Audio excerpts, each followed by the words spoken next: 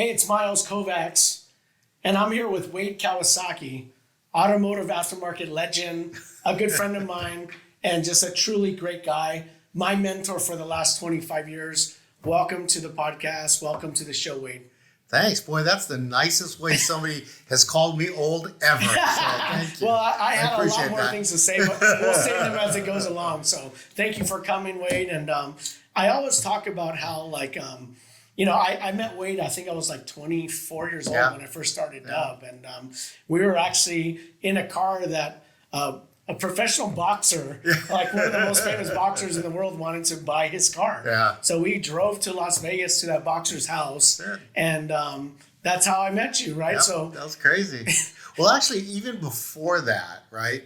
You called my office. Yes. And I think you saw my picture in SEMA News or something. Yeah. And you called my office. You asked to speak to me. And at the time, my sister was working for me, and she passed the call on to me, and I was talking to you. And then when I got off the call, Sharon said, "So what are you gonna? Why is that guy calling? I said, "Well, he's starting a magazine. He's young. He's really enthusiastic, super passionate about our industry, and he wanted to meet." And Sharon said, "You're really not going to meet with him. You really don't have time for this." And I said, "No, I'm going to meet with him. Thank God you did. Thank God you did, right? In fact, we're going to go drive to Vegas." Yeah. So that's how it all started. Give me your perspective. I thought it was the best thing since sliced bread already. Yeah, well, Well, I don't know if you're the best thing from sliced bread, but you did get my attention.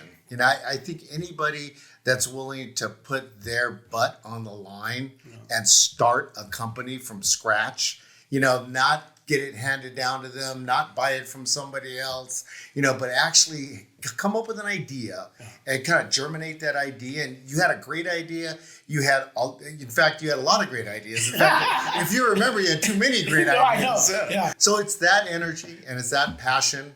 And it's a great mind that you have. Thank you. And I'll tell you, coming up with that niche in the market that you placed Dub Magazine in, I mean, it was perfect. And it intrigued me. It excited me. And, the rest is kind of history on what you've been able to do. So what was it like for the street kid with street smarts to be able to sit across from major OE CEOs? Yeah. Because they so much wanted what you knew. Yeah. Well, it was intimidating, but not as intimidating growing up on the street. So there was no one ever in automotive that scared me. So I've been very blessed. Okay, very blessed. But with that said, since I wasn't afraid, I didn't know who I was talking to a lot of times. So a lot of times it could have been the janitor or the president or the CEO. Right. I treated them the same. So it didn't matter. And I just one focus was, this is our culture. This is what we're about, and this is how we like to express ourselves. So in your desire to be transparent, right, and keeping it real here, Myles, I got to tell you, you're one of the worst suitcasers of the SEMA show ever. Yes, and only I because take pride in that. And only because you did it so well, Thanks, right? I mean, you absolutely did it so well. You blew it up across the street, had banners up everywhere promoting what you wanted to promote. But we thought it's better to join SEMA than to keep on fighting SEMA. Yeah. So we carved out a spot in the South Hall. We did something super dangerous. And I remember the conversations at the board meeting when you made the proposal and said you're going to have a concert in the lobby of the South Hall. And it was something that was debated, right, in the boardroom. Finally, we'll let you do it. Turned out to be a huge success, a huge draw for the South Hall. Really got people over there. It really succeeded at all the things that we, as show management, wanted to get done in the South Hall. Mm-hmm. And you've made it that success. There was never a problem. Yeah. I remember you and I with the security jackets out there holding people back. Yeah. But you got it done. So, and then it went from that to outside the South Hall and turning that into something just totally spectacular. That now I think you were the first exterior booth that we've ever had, and now there's all kinds of booths out there. And then now, of course, we've got you over at the West Hall to the brand new West Hall in the whole overlanding area to kind of shine a flashlight over there, a spotlight over there as well. How did that evolve? How did that happen? And how was Dub able to execute on that very challenging real estate? Well, thank you, right? Because you're the one that was actually championing me to actually meet with SEMA. Because at the time, it was like we weren't SEMA members. Right. we were renting the beach, which was a nightclub across the street, throwing major concerts. We had 3,000 people there, but we wrapped all the banners, with our logos and sold, sponsored logos onto the sign of the parking structure. Right. So it's 30-foot banners, right across the street from SEMA. I think SEMA didn't even have outdoor banners at the time, So we definitely were pioneering guerrilla marketing. Right. And you saw that and you're like, hey, I think it'd be better for you to actually work with SEMA. And you set up the meetings and the dinners, and thank you for that. And, fast forward, we did the lobby. And it was funny. They're like, we're going to punish these guys. We're going to put them outside in the front because nobody's out there. And I sat there going, dude, they put us in, basically outside, which that's fine. We wanted that. Yeah. But everyone had to walk through our exhibit to get in the show. Yep. So we're in the best spot in the whole show. Right. So it's like, then the outside area became what it is today. Right. But yeah, I mean, for us and working with SEMA all of those years, legitimized us. Yeah. And then we had major auto shows calling us and major news publications and stuff. Once we started working with SEMA, it legitimized our business to the 10th degree.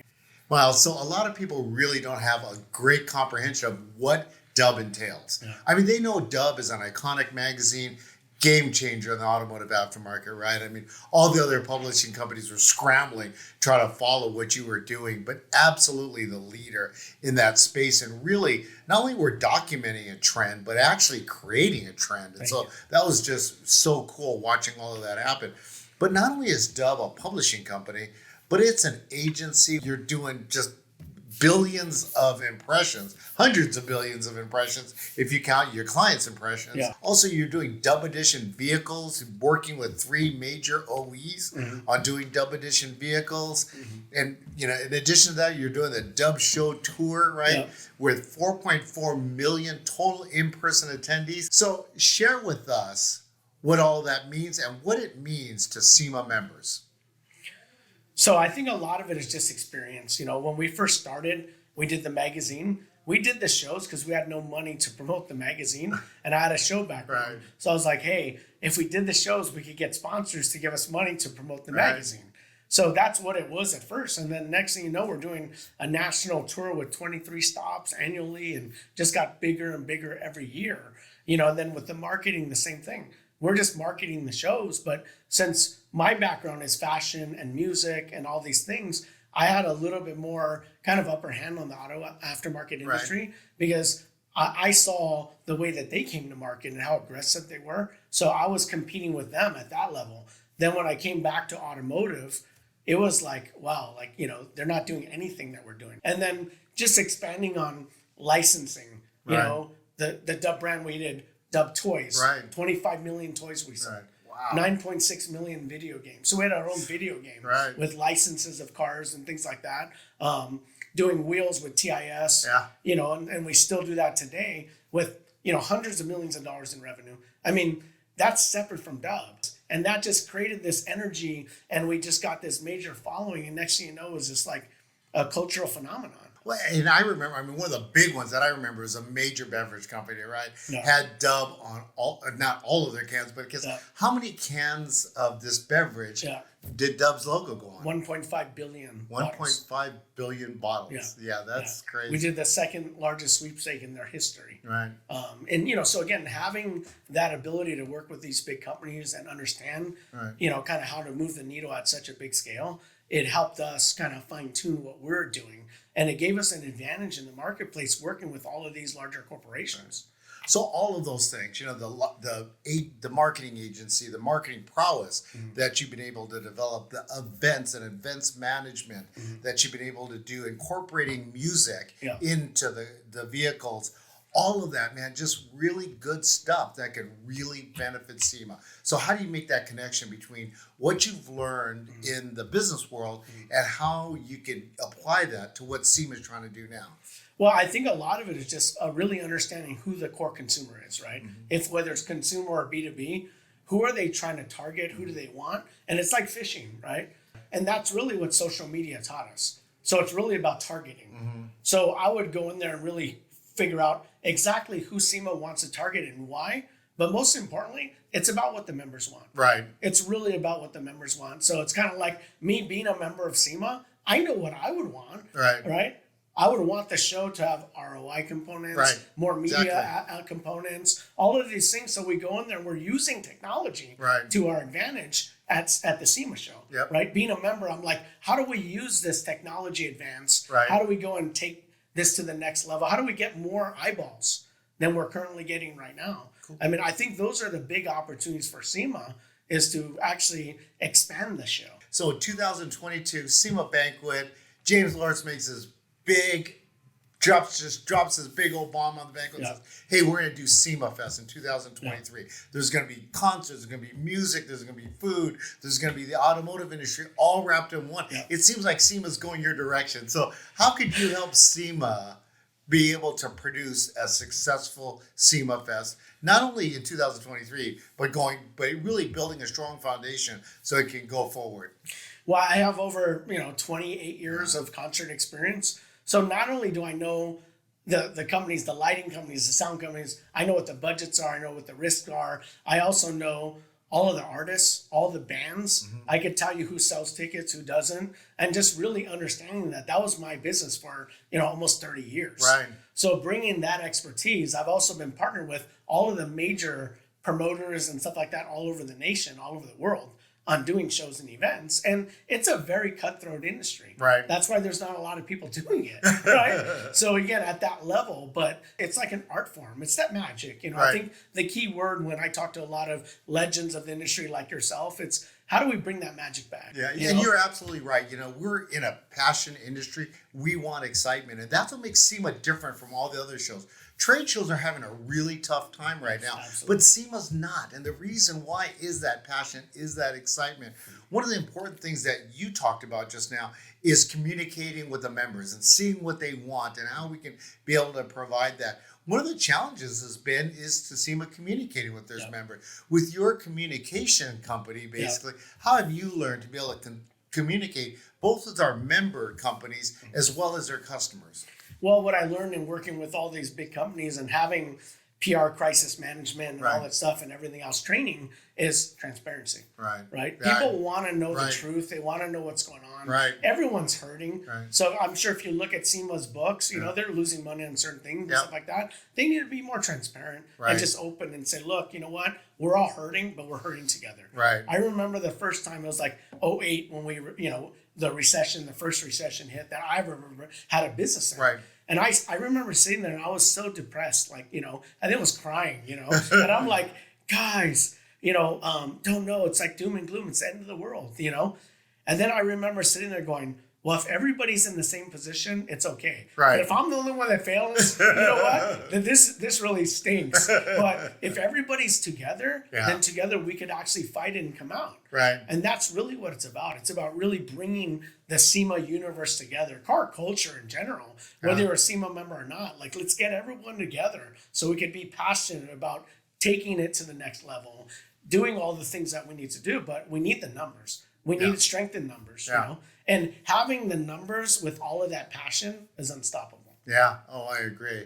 Boy, and I'll tell you, being associated with you, being on Dub's board and being a mentor of yours for all of these years. 25 years, right? I have just seen just amazing development in you as a business executive. Thank you. Right, to a point where I remember way back in 2001, appointing to the show committee, just a bunch of wild ideas, and it was great. 24. I think I was 24 or 25. But those ideas could have changed us. And And right now, we are entering that same kind of time period where trade shows are changing, right? And things are changing within the industry. How we communicate with our members, how we can empower our members to communicate with their customers, all of those things super important now. So this is really the things that are right up your alley and what you've really studied and spent a lot of money and a lot of time and invested. A lot of money, a lot of time. So how do you think you can help SEMA guide them through this transition of what the SEMA show is going to look like over the next 10, 15, 20 years?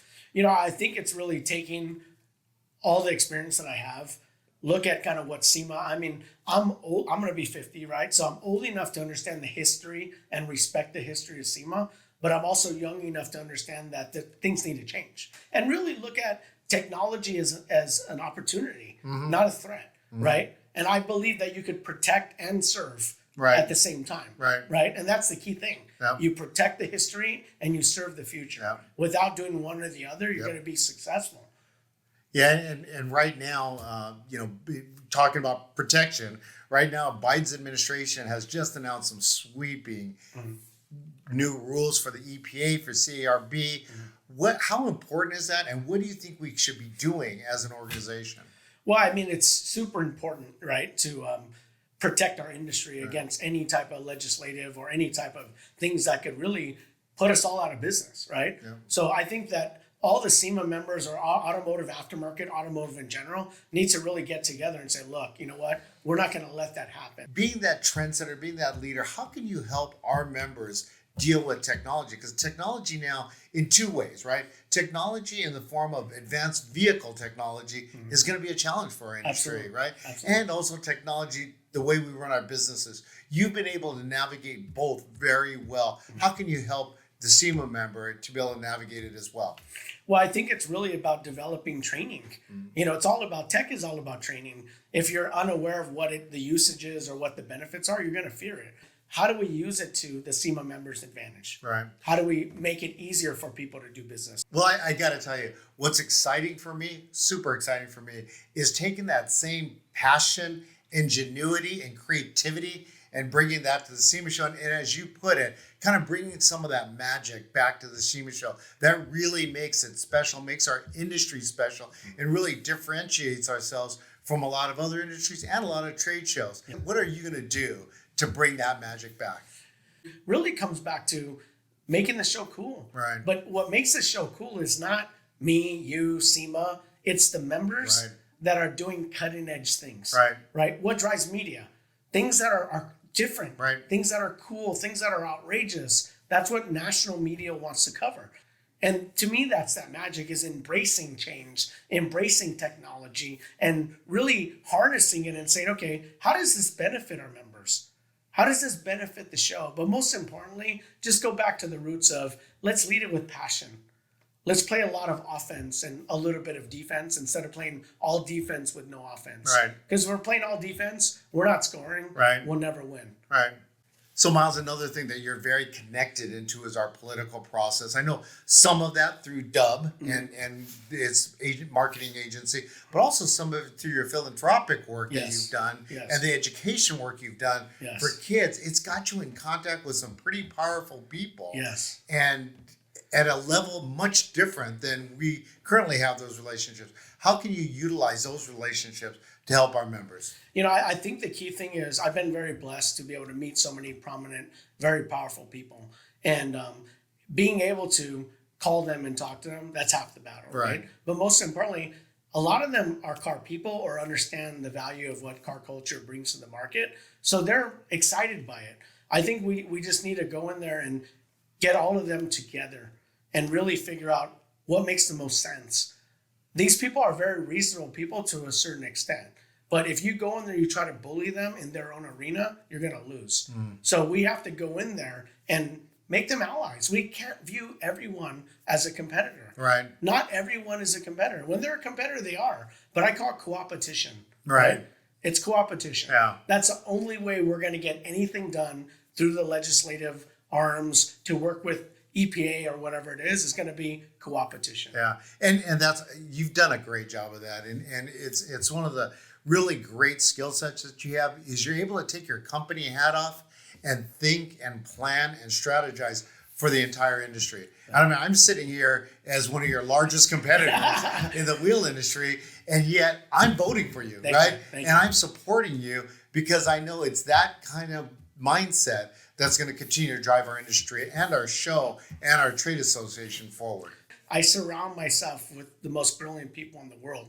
Regardless if I'm intimidated by them, we don't believe in the same things, whatever it is. I want to be around the smartest, brightest in the world because that's the only way I'm going to go and take myself to the next level. So, Myles, let me tell you why I'm voting for you, right? It's not just because you're a great mind, which you are, that you're passionate about this industry, that you're super creative. And I think you have the skill set that we need to drive the industry forward. But I'm voting for you because you have a keen understanding of what built the foundation of our industry, right? And you have a knowledge of that. I've been mentoring you Yes. for 20 years, and it's 25 years. 25 Yeah. years. And now it's definitely time to pass that baton on to you Yeah. and to say, hey, honoring what we've done. You know, you don't want to tear down anything. In fact, you want to enhance what we've done in the past and really set those cornerstones for our next level and taking SEMA and our association and the industry to that next level. Can you talk a little bit about that and how you think you can add value to be able to build upon that? You know, I think a lot of it is just, everyone views SEMA as a SEMA show. Right. But if you look at how much like social media is generated from that, Right. but it's all generated from users. SEMA is not harnessing that opportunity to really elevate all of that media reach. These people don't have money to be able to boost their stuff. They don't have money to really, do the videos and things like that they need. SEMA could create a huge media platform for like chronicling the history of SEMA. Like I want to be able to press one button and be able to go and binge watch every single icon of SEMA. I want to know their story. I need to learn. I mean, thank God I've had you and a lot of these great legends around me. So I hear all these amazing stories, but who's going to tell the stories to that next generation so they can aspire to? I aspired to be like you. I'm sure. Who did you aspire to be like? Right. I mean, there's somebody in the industry that you looked up to absolutely. that mentored you, right? Yep. And that's what it's all about. It's about really having that information ready and available at a fingertip. For some reason, it feels like it's all locked away in a vault somewhere. Right. I think that for me, I want to bring that out. Right. And I want to educate people with it so they can see the history of what SEMA is and what it's going to be in the future. But a lot of it, like I said, it's about, I have a lot of expertise in media. And it's really about, if I'm a SEMA member, which I am, right? With TIS Wheels, we vend at the show. Right. We do all these things and everything Right. like everyone else, right? I want a bigger reach. I want a billion people to see my posts. Right. The only way to do that is if SEMA was to create that avenue to be able to harness all of that media and then go and put it out. But the reality of it is, like a member like me, I'm willing to pay for it. Right. Right? But I'm used to going and advertising through social media where it tells me, here's your reach, here's your impression, here's your cost per click. Right. I need those type of metrics in Right. order to convince me, hey, I want to spend more money. So my goal is to give SEMA those metrics to be able to drive that ROI so the members are going to go, take my money. Yeah, exactly. Take my money, right? So join me and vote for Myles Kovacs as our next SEMA chairman-elect. On May 9th, SEMA will send your company, your SEMA member company, primary contact, a link to be able to vote. Make sure that primary contact is correct and current, and make sure you vote. It's very important for the future of our association.